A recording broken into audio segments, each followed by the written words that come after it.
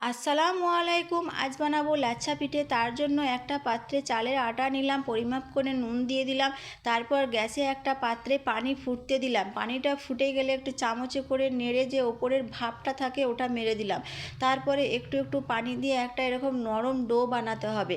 তারপর গ্যাসে একটা হাঁড়িতে পানি ফুটতে দিতে হবে। পানি ফুটে গেলে এইরকম ফুটো একটা থালা হাঁড়ির মুখে বসিয়ে দিতে হবে।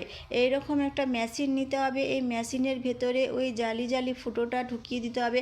তারপর যে নরম ডোটা করেছিলাম ওটা ভেতরে ভরে দিয়ে ওটা লাগিয়ে দিতে হবে।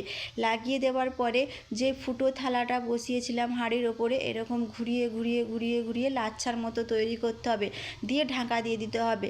2-3 মিনিট পর খুললেই দেখা যাবে যে নরম তুলতুলে একটা লাচ্ছা পিঠে তৈরি হয়ে গেছে।